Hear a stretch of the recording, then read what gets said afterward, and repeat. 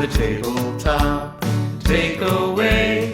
Game mechanics on display.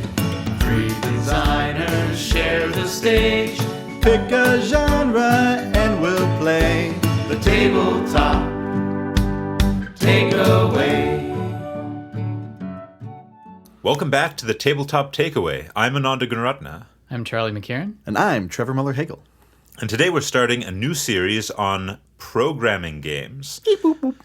And to start us off with this series, we're actually going to be talking about Food Chain Magnate, which is another Splotter game. We've previously done a game. The Great Zimbabwe. Yes, thank you, Trevor. The Great Zimbabwe from Splotter, which I mentioned just because they have a very distinctive design style. But basically in Food Chain Magnate, you are running a food chain in what I think is the 50s. Yeah. Sort of 50s America, small town. Americana, if you will. Yes. So in Food Chain Magnate, you've got your restaurant and you hire employees. You're the CEO. So you start off with no employees at all. And then every round you can hire more employees to add to your corporate structure. And then you send out the employees to do things. For example, you can send out advertisers to advertise to the people in the town, which is the game takes place on a grid, which represents town. There are houses. People live in those houses. Your restaurant exists somewhere in the town. So you can send out your advertisers to advertise to people, making them crave any of the 5 different foods in the game: foods and drinks, burgers, pizzas, beer, cola, lemonade. You can hire employees who will make the food that the customers crave. You can hire managers so that you can send out more employees. There are all sorts of choices. And the reason that we're including this game in programming is because each round, a big part is deciding what employees you want to send out, which everyone does simultaneously.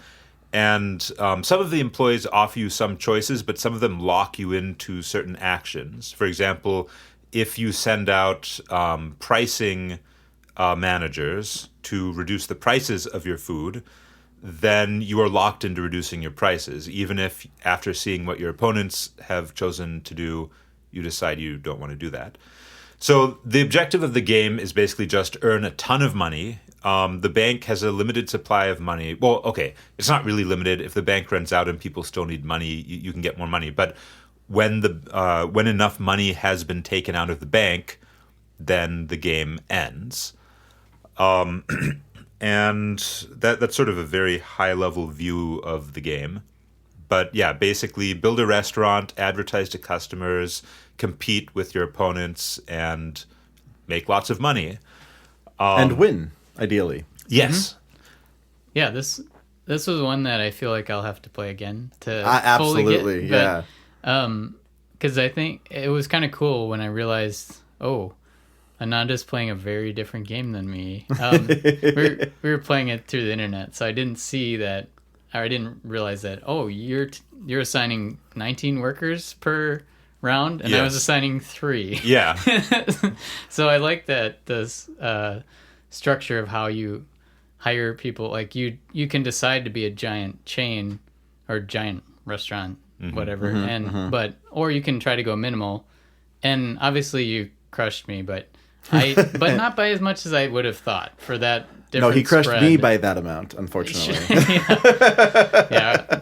I was going for the, I guess, minimalist, don't pay workers, try to not pay as many workers and still do stuff. I don't know. And I think you managed to avoid paying anyone a salary. Yeah, the entire time. For the benefit of listeners, some employees don't require a salary, whereas other employees, generally the ones that you train up from the lower level employees, do require a salary of $5 every round. However, Food Chain Magnate has a really cool concept called milestones. Yeah. So in most games, when you have special powers, you get them at the beginning of the game, and then that sort of, dictates your choices throughout the game. in Food Chain Magnate, everyone starts out equal. I guess much like the Great Zimbabwe. I was going to say, yeah, very similar to the Great Zimbabwe. Yeah. Yeah. But then when you achieve a certain feat in the game before anyone else does, you are rewarded with a milestone. So, for example, the first person to train an employee to a higher position, for example, training an errand boy into a cart driver or training a junior vice president into a senior vice president, the first person to do that receives a milestone which gives them a $15 discount on salaries, which effectively means that they can have 3 high-level employees who they don't have to pay, which is what Charlie did. Mm-hmm. And I like those milestones a lot because for a game like this that has a lot going on, it gave us like, I just have to be the first to make a pizza, and then I'll get that thing. Or the first person to destroy a pizza, and then you get a freezer. Yeah. Which is what I ran for. Yes. Yeah. Yes, it's... Well, I think one especially interesting thing about the milestone system is in the early game, things are pretty simple, right? Yeah. Like, in general, there are not that many paths to follow at the beginning. I mean, technically, you can do whatever you want, but in Food Chain Magnate, there are certain strategies, or I should say, certain courses of play that if you take them, you will just lose. Oh, sure. Like at the beginning of the game, generally you want to get either a recruiting girl, a trainer, or an advertising trainee. Yeah. If you get anything other than those 3 employees, you will probably lose the game because you will not be able to catch up.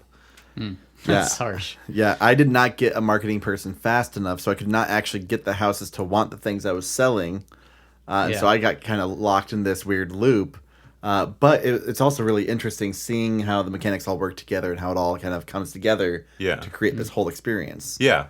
Well, and because the early part of the game is very simple, the milestones give people something to really think about at that point of the game, because there's this huge array of milestones, and you have to think about, okay, which ones do I want to get? How am I going to get them before anyone else does?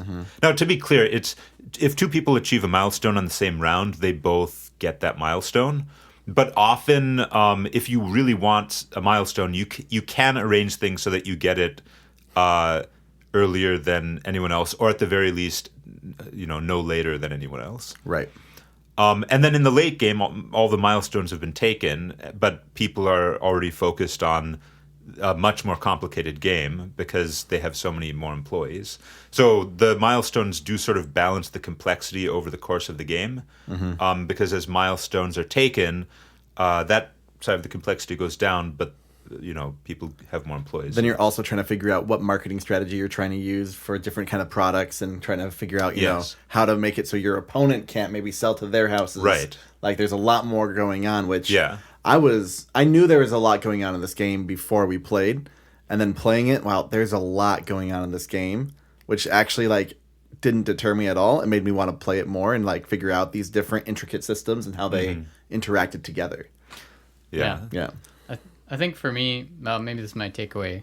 The way advertising worked, I thought was pretty cool, and I probably screwed it up at the beginning in a way, but I like that you can put out, a billboard that advertises the food that you want to sell. You can put that anywhere, and I ended up putting it closer to your guys' houses in your area, thinking ooh, I'll snipe some people from your houses. I did get some because I was making pizzas. Yeah. But more than you guys. But it reminded me of Terraforming Mars, how you can decide which victory goals are active. Sure. Yeah. But you might not win it still. Mm-hmm. Yeah. So it felt like that throughout the whole game, which is pretty cool. I don't think I've seen a game use it to that extent, where it's I'm setting up what the win conditions are going to be, kind of. Making money. Yeah. Yeah, you have to make pizzas now if you want to make money. Yeah. 'Cause that's what people want. Just to elaborate on how the advertising works. Yeah. There are 4 different types of advertisements: billboards, which you mentioned, mailboxes, planes, and radios, and they all advertise in a different sort of pattern. So like the billboard is next to someone's house, the plane goes over a row or column and advertises to all the houses in that row or column. But yeah, the important thing is you, as you mentioned, you can advertise whatever you want, but that doesn't mean that they will go to you necessarily, because customers decide where to go on based on two criteria. One is how far away the restaurant is from their house, and the second one is how much the food costs. So if somebody else can satisfy their needs better than your restaurant, then they will go to them. Well, and what I love is that they actually funnel both of those things down into one concept of demand, right? So like, is the demand of your restaurant enough for them to go there, or does someone else have a higher demand for their restaurant, either based on prices, waitresses, like whatever it ends location, up being, location, like there's all these different things, but like they kind of like very easily put it into like one figure, and it's distance and dollars. Yeah. Which is fascinating. Yeah. And playing on the app was good in a way because we didn't have to think about it, but we didn't have the bookkeeping I was thinking aspect. like, how would you do this in person? Well, it seemed like it would be a lot of calculations as the board game version, but I don't know. I don't think it's that difficult because you count based on the tiles, which are pretty big. Okay. So and first all is goods distance. cost the same as well. Until people start lowering prices. Yeah. But then they're all the same price for that person. Oh, yes. Right? Or- so across the board, everything's $10 until Until I charged $20 for lemonade, which happened at the end because I knew I was the only one selling it to those people. you had your little micro Buy island luxury there. goods. Yeah. Yeah. Thinking about this from game design perspective and programming, I think it's maybe a characteristic of programming games that have a hidden phase and then a reveal phase, and then like it's carried out. And I think that's what creates the fun tension in this one. Yeah. Like figuring out, okay, I'm gonna try to. You're kind of like making a bet on what is the best move, because I feel like it would be a lot more boring if we just took the turns and I did the thing, Trevor did the thing, Ananda did the thing, and we could see exactly what was gonna happen. I mean, we still do take turns in the game, but it's after you've committed to your plan, kind of. Well, yes, and one big thing about Food Chain Magnate is turn order is very important, which I think is characteristic of a lot of Splatter games. Yeah, just like Great Zimbabwe. Yes, just like the Great Zimbabwe.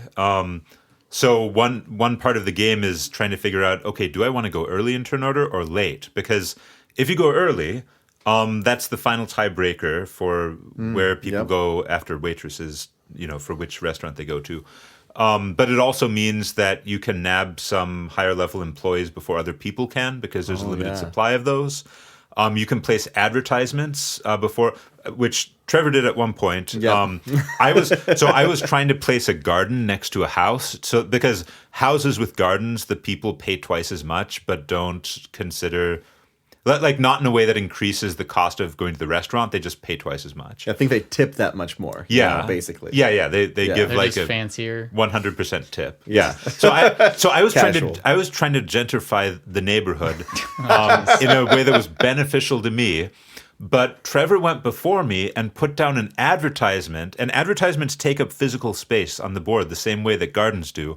And I was not able to put down my garden. And you kept putting that ad up again and again. And then I found another place I could put it so that it still interrupted it. Yeah. And then I also got that house to come to my pizzeria once. So I was like, yes! Yeah. So Do you think people enjoy having a billboard in their front lawn and actually want to go to that restaurant? I'm craving pizza, actually. No. Yeah. The thematic funny thing to me too is like, I think there's 5 houses on the board at the start in this neighborhood. In our game, there was. For a 3-player. It's a random setup, so you can have all sorts of configurations. That's fun. But thematically, there's 5 houses, and we're using billboards, a Zeppelin to carry around drinks. Yep. Yeah. But the game has a lot of very funny things when you think about it. Well, and all positions, once you get above the trainee level, pay the same. Yes. So every executive, vice, president, all has the same wage as everyone else. Yeah. Which is like, oh, that's a nice. And I actually do like that about the game too. That secondary takeaway that every worker you pick, you can just take them. You don't have to spend money for them right away. Right. Yeah. Yeah, you recruit them. Yeah, you just recruit them. You might not use them, so you don't have to pay them then too. Well, you always if you have to- them, you have to pay them. You always Right. have to pay them. Yeah, that's right. Even if they're at the beach. Which is where they didn't- go if they're not actually working that day. Yeah. Right. And some of the positions are dead end jobs in that you cannot train them up. Like you Yeah. can't train waitresses, for Or example. trainers. Yeah, you can't train trainers. Yep. They're the people who train, but they cannot be trained. Which is And the people that you train mostly have pretty linear career paths, but then in management, Yeah. managers can become all sorts of things. Yeah. They've just got a wide open range of opportunities. and I think I want to take a moment to talk about my takeaway because that's basically it, just the mechanic itself of if you break it down to its core, you're talking about having kind of this programmed action selection phase where you can actually improve different actions by spending an action to do so. Yeah. And like that concept to me is just so interesting, especially when some of those actions can become more complicated actions or allow you to have more actions. And like you get to have a lot more choice there, but everything else can be very simple and it's just a linear progression. Yeah. I really like that. Well, and not only that, but you aren't allowed to train people while they're working on the job. Right. Yes. Which means not only are you spending an action to train one of your employees to make them better, but you also can't use that employee that turn, which is often very, very painful. Especially for managers. Yeah. When you want to have those extra actions and you can't get those. Yeah. At least to start. The way training works really does force you to delay gratification. Yeah. Just because... Yeah, the expansion introduces a milestone. Oh, what's that called? Okay, so the expansion for Food Chain Magnate is called the catch-up mechanism. Which is perfect. I love it. Ketchup in this case being spelled as, ketchup the condiment, but obviously the tomato sauce. But obviously as game designers, it's a reference to catch-up mechanics. That stop people getting too far behind, maybe because too many people complained that Food Chain Magnate is an extremely harsh game where someone can win by more points than everyone else combined. To be clear, I had, I think, $60 at the end of the game, and Ananda had $500 and something dollars. Was it only 500? Maybe that was the turn before you won. Maybe that was it. No, yeah, it might That have been. could be. Yeah. But Charlie had like 200. I had 200 something. Yeah. The catch-up mechanism introduces a lot of really cool new things. One of which is Lemonade, the Lemonade milestone, which is the first person to, I believe it's the first person to sell lemonade, can now train people while they're working. Actually, wait, was that the Lemonade milestone? I'm pretty sure that's the Lemonade milestone. But the catch-up milestone, from which the expansion derives its name, it doesn't actually work that well as a catch-up mechanic, I think. It basically rewards you if someone else sells to your supply by reducing the distance from your restaurant. It's...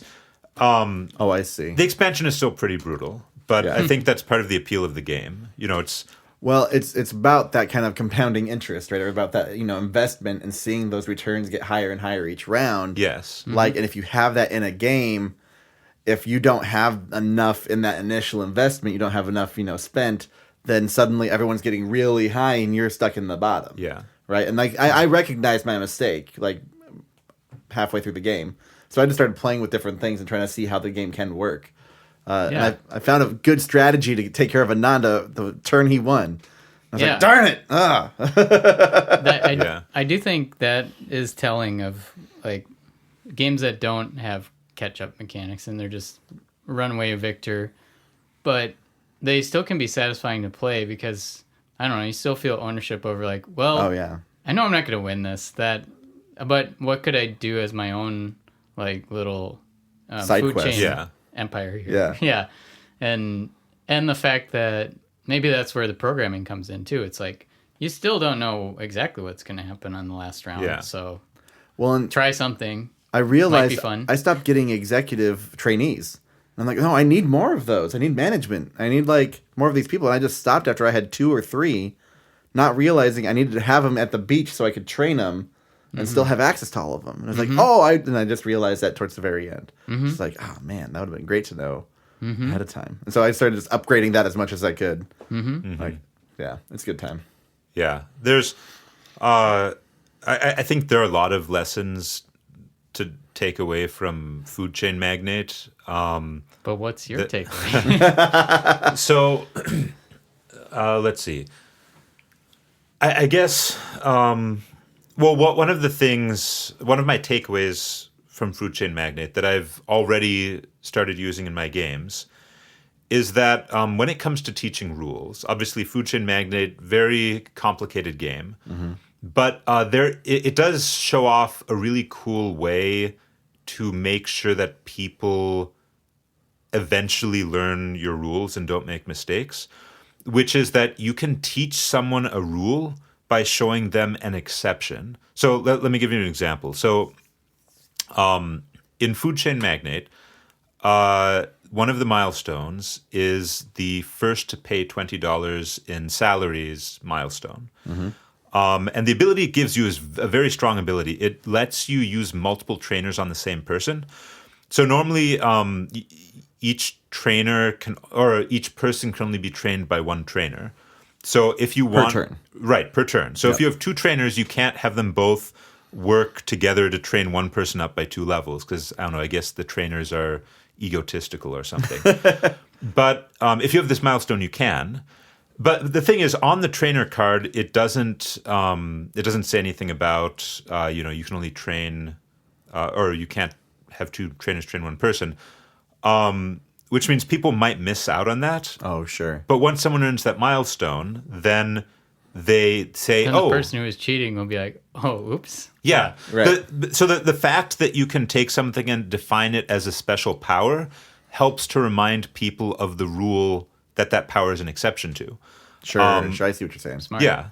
Another example early on in the game would be the $15 discount on salaries. Right. If people are forgetting to pay salaries and then someone trains someone and says, hey, I have a $15 discount on salaries. What are those? When do we pay those? Yeah. Yes. So by having special abilities that contradict certain core rules that people are likely to forget, you can make sure those people remember them. They might make a few mistakes, but at some point in their first game, they will run into the exception and they will learn the rule.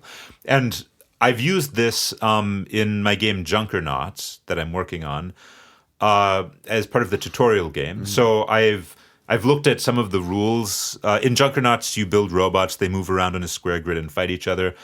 And there are some rules that people forget sometimes. And so I've made bots to remind people of those. So like, for example, robots can only move orthogonally, not diagonally. So I have a bot called the Wormmonger, which is its ability is just, this can move diagonally. Hence resolving that question for the players. So Gotcha. yeah, so my takeaway is you can use exceptions to teach rules. Yeah, that's a really interesting idea, especially when you kind of show it as this special feature that you can unlock. It's like, hey, if you do this, you get this. Like, oh, I thought that was already... Oh, Right. okay, yeah, got it. I can't do that normally. Yeah, Okay. exactly. Yeah. But still allow people And to it get gives- it, because they realize that must have been really good because I wanted to do that naturally. Yeah. So now I want to get that milestone, or now I want to do that thing. Yeah. Yeah. And if you have a lot of rules, then why not use those as content Yeah. for your game? Hey, Because whoa. Yeah. content creation. Hey. That's right. It also creates lots of special abilities, lots of content. Sweet. Yeah, was there any other... I really want to play this again. I don't know. I think there's a lot that could be said about Food Chain Magnate, but we have to stop at some point. Yeah, yeah. I mean, if you got any other gems, but... I guess... Okay, last thing Yeah, I'll say let's hear it. is... You already sort of touched on this with advertising, but one thing Food Chain Magnate does, and that other Splotter games, I think this is just a trend with Splotter games in general, they always have this thing where one player takes an action to create a resource that everybody then fights over. Oh. Like in Food Chain Magnates, it's the advertising, right? Yeah. You advertise and now everyone fights over those customers. Right, but you right. chose to create them. In the Great Zimbabwe, it's your... The resources, right? Yeah, the craftsmen. Yeah, the craftsmen. You create a craftsman, now everyone wants to go there to build their monuments. Right. In Bus, players deliberately create new passengers on the board. Oh. It's they do this in all their games, and it's I think it's quite effective. Yeah.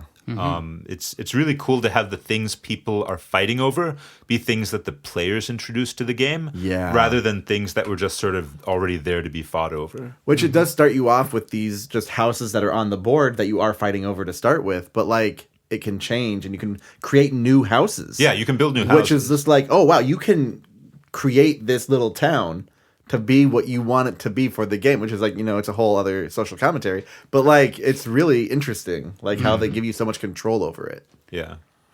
Well, and the other thing I noticed with both Great Zimbabwe and this one, you at the beginning of the game you decide what the goalpost is going to be for the win condition. Yeah. So That's true. Great Zimbabwe was you pick your god power and that's how many points you have to earn personally. Yeah. And then this one, it was hard to wrap my head around, but I got it eventually, and I really liked it.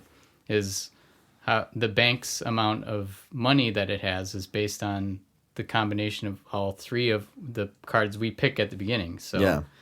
and that sets the tone for how many slots you have to work with for Right. your workers. Too. Yeah. So if For you your want it CEO. if you want to do a big empire, then you probably start with like Everyone does 3.